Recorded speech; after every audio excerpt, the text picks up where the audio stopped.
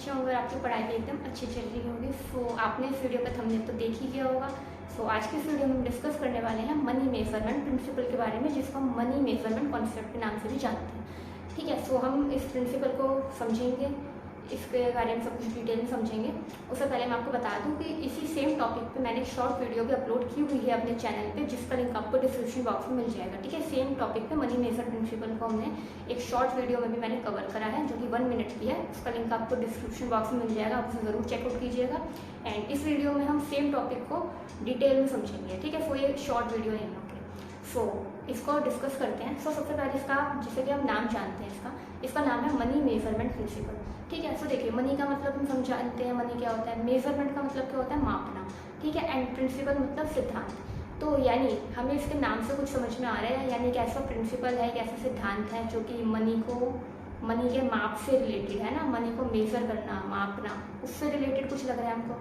ठीक है, सो हमें इसका थोड़ा सा नाम से हल्का फुल्का सा अंदाजा लग रहा है। सो देखिए, इस प्रिंसिपल के अकॉर्डिंग ये प्रिंसिपल क्या कहता है कि हमें बिजनेस की बुक्स में, जो बिजनेस की बुक्स ऑफ अकाउंट्स होती हैं, उसमें हमें केवल उन्हीं ट्रांजैक्शंस एंड इवेंट्स को रिकॉर्ड करना होता है जिनको हम मनी के टर्म्स में मेजर कर सकते हैं। ओके, मतलब बिजनेस की जो बुक्स होती हैं, अकाउंट्स की, जो बिजनेस की बुक्स ऑफ अकाउंट्स हैं, उसमें केवल उन्हीं ट्रांजैक्शंस एंड इवेंट्स को रिकॉर्ड करना होता है जिनको हम मनी के टर्म्स में मेजर कर सकते हैं, जिनकी कोई मॉनेटरी वैल्यू होती है, केवल उन्हीं को बिजनेस की बुक्स में रिकॉर्ड करेंगे। ठीक है, जिन ट्रांजैक्शंस एंड इवेंट्स की कोई भी बिजनेस के टर्म्स में, कोई मनी टर्म्स में वैल्यू नहीं है, उसको हम बिजनेस की बुक्स में रिकॉर्ड नहीं करेंगे। ठीक है, सो ये प्रिंसिपल ये कहता है।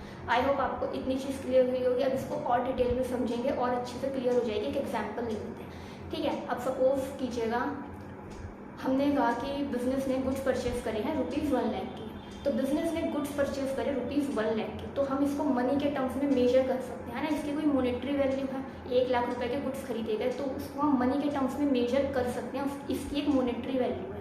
तो ये एक ऐसी ट्रांजैक्शन है जिसकी मॉनेटरी वैल्यू है, राइट, 1 लाख रुपए के गुड्स खरीदे, तो इसको हम बिजनेस की बुक्स में रिकॉर्ड करेंगे। ओके, एंड सेकेंड एग्जाम्पल ले लेते हैं। लाइक फॉर एग्जाम्पल, बिजनेस ने गुड्स सेल करे ₹2 लाख के, 2 लाख रुपीज़ के गुड्स सेल करे, तो ये जो 2 लाख रुपए है, इसकी ये क्या है, ये मनी टर्म्स में वैल्यू है ना। हमने गुड्स कितने के सेल करे, हमने मतलब बिजनेस ने कितने अमाउंट के गुड्स सेल करे हैं, 2 लाख रुपए के, तो ये जो 2 लाख रुपए है, ये उसकी मनी वैल्यू है। मनी टर्म्स में हमने मेजर करा कि कितने अमाउंट के गुड्स सेल करें, तो हमने इस ट्रांजैक्शन को, जो सेल करने वाली ट्रांजैक्शन है, गुड्स सेल करने वाली ट्रांजैक्शन, इसको भी हम मनी के टर्म्स में मेजर कर पाए, 2 लाख रुपए के गुड्स सेल करें, तो इसको भी हम बिजनेस की बुक्स में रिकॉर्ड करेंगे।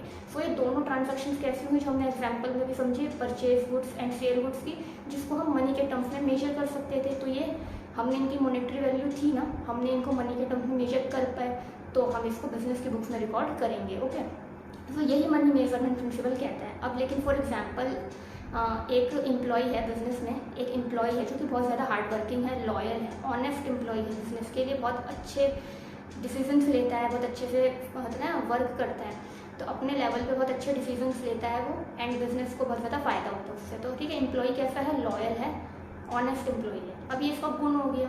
अब क्या इस क्वालिटी को बिजनेस के बुक्स में रिकॉर्ड करा जाएगा, आप खुद बताइए। जो उस एम्प्लॉय की जो क्वालिटीज़ हैं, अच्छे गुण हैं, वो एक अच्छा ऑनेस्ट एम्प्लॉय है, हार्ड वर्किंग एम्प्लॉय है, क्या हम इसको मनी के टर्म्स में मेजर कर सकते हैं, नहीं कर सकते, तो हम इसको बिजनेस के बुक्स में रिकॉर्ड नहीं करेंगे। सेम एज बिजनेस के, लाइक फॉर एग्जाम्पल, बिजनेस में जो एम्प्लॉयज़ हैं उन्होंने स्ट्राइक कर दी। अब स्ट्राइक कर दी यानी हड़ताल कर दी, तो उसके वजह से बिजनेस को लॉस होगा, बिजनेस के जो ऑपरेशंस हैं उस पर इम्पैक्ट पड़ेगा, बिजनेस को लॉस होगा स्ट्राइक के वजह से। बट उसको, जो स्ट्राइक है, उसको हम मनी के टर्म्स में मेजर नहीं कर सकते, है ना, तो इसको भी हम बिजनेस की बुक्स में रिकॉर्ड नहीं करेंगे। सो कहने का मतलब क्या है, कोई अच्छा एम्प्लॉय है, हार्ड वर्किंग एम्प्लॉय है, लॉयल एम्प्लॉय है, ऑनेस्ट एम्प्लॉय है, ये उसकी क्वालिटीज़ हैं, उसके गुण हैं, उसके वजह से बिजनेस को फ़ायदा होगा, बिजनेस को पॉजिटिव टर्म्स में फ़ायदा होगा। अगर कोई एम्प्लॉय अच्छा है तो ठीक है, मतलब बिजनेस को फ़ायदा होगा पॉजिटिव वे में, पर इसको हम मनी के टर्म्स में मेजर नहीं कर सकते, तो इसको रिकॉर्ड नहीं करेंगे। सेम एज स्ट्राइक है, स्ट्राइक होने से बिजनेस के ऑपरेशंस रुक जाएंगे, बिजनेस को नुकसान होगा, लॉस होगा ना, बिजनेस के ऑपरेशंस अफेक्ट होंगे स्ट्राइक होने की वजह से, बट इसको भी हम मॉनेटरी टर्म्स में मेजर नहीं कर सकते। सो इस स्ट्राइक को भी हम बिजनेस की बुक्स में रिकॉर्ड नहीं करेंगे। तो कहने का मतलब है कि जो मनी मेजरमेंट प्रिंसिपल है, उसकी एक लिमिटेशन है कि वो क्वालिटेटिव एस्पेक्ट्स को, इग्नोर करता है, ठीक है। जैसे एम्प्लॉयज़ के मैंने बताया, कोई एम्प्लॉय बहुत अच्छा है, हार्ड वर्किंग है, ऑनेस्ट है, ये बहुत ज़्यादा टैलेंटेड है, ये उसकी क्वालिटीज़ है, तो क्वालिटीज़ को इग्नोर करता है। जो क्वालिटेटिव एस्पेक्ट होता है ना, क्वालिटेटिव, उसको इग्नोर करता है ये प्रिंसिपल, मनी मेजरमेंट प्रिंसिपल, ठीक है। तो केवल उन्हीं ट्रांजैक्शंस को एंड इवेंट्स को बिजनेस की बुक्स में रिकॉर्ड करा जाता है जिनकी मॉनेटरी वैल्यू होती है, जिनको हम मनी के टर्म्स में मेजर कर सकते हैं, केवल उन्हीं को बिजनेस की बुक्स में रिकॉर्ड करा जाता है, ठीक है। जो भी नॉन मॉनेटरी इवेंट्स होते हैं, स्ट्राइक हो गया, डिस्प्यूट्स हो गए, उसको हम बिजनेस की बुक्स में रिकॉर्ड नहीं करते। आई होप आपको इतना क्लियर हो गया होगा। दूसरा,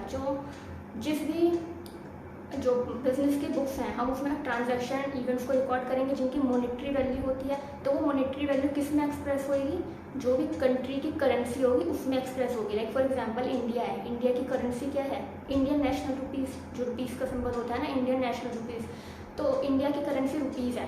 तो इंडिया के पर्सपेक्टिव पे जब हम इंडिया में अगर कोई बिजनेस है, कोई बिजनेस इंडिया में लोकेटेड है, तो जब वो अपनी बुक्स में ट्रांजैक्शंस को एंड इवेंट्स को रिकॉर्ड करेगा तो वो रुपीज़ के टर्म्स में मेजर होंगे, ठीक है, रुपीज़ के टर्म्स में एक्सप्रेस होंगी। तो कहने का मतलब है कि जो बिज़नेस की बुक्स ऑफ अकाउंट्स होती हैं, उसमें जब ट्रांजैक्शन इवेंट्स को रिकॉर्ड करते हैं जिनकी मॉनेटरी वैल्यू होती है, मनी वैल्यू होती है कुछ, तो वो कंट्री, जो भी कंट्री है, उसके करेंसी के टर्म्स में एक्सप्रेस होती है, ठीक है। इंडिया की करेंसी क्या है, रुपीज़, तो रुपीज़ में एक्सप्रेस होगी। कोई और अदर कंट्री होगी तो उसकी जो भी करेंसी होगी वो उसमें एक्सप्रेस होगी। तो जो कंट्री की करेंसी होती है उसमें एक्सप्रेस होते हैं ट्रांजैक्शंस एंड इवेंट्स की जो मॉनेटरी वैल्यू, ठीक है। आई होप आपको इतना क्लियर हो गया होगा। आप एग्जाम्पल्स भी देख लिया हमने, अच्छे से समझ भी लिया। अब एक बार हम देख लेते हैं, हमने यहाँ पे जो लिखा हुआ है, ठीक है, आपको यहाँ पे साइड में वो दिखेगा।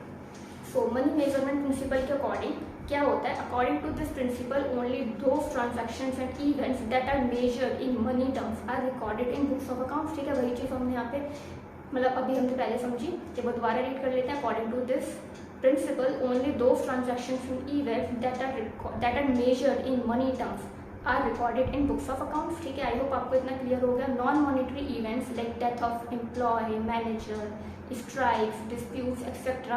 are not recorded at all. Even these also affect business operations, ठीक है। ये भी हमने बात अभी समझ ली कि स्ट्राइक्स है, डिस्प्यूट्स हैं, या किसी एम्प्लॉय मैनेजर की डेथ है, इसके वजह से बिजनेस के ऑपरेशंस इम्पैक्ट होंगे, अफेक्ट होगा बिजनेस के ऑपरेशंस पे, बट फिर भी हम इनको मनी के टर्म्स में मेजर नहीं कर सकते, तो इसको भी हम रिकॉर्ड नहीं करेंगे, जो कि नॉन मॉनेटरी इवेंट्स हैं ये, ठीक है। दूसरा जो प्रिंसिपल है, ये क्वालिटेटिव एस्पेक्ट को इग्नोर करता है, जैसा कि हमने लास्ट लाइन में लिख रखा है, it ignores qualitative aspects.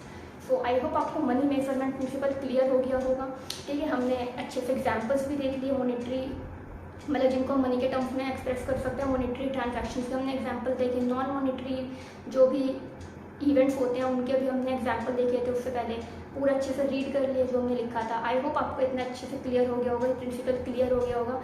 Video के कमेंट्स में बताइएगा कि आपको जो टॉपिक है ये क्लियर हुआ या नहीं हुआ, वीडियो कैसी लगी ये प्लीज़ कमेंट्स में बताइएगा।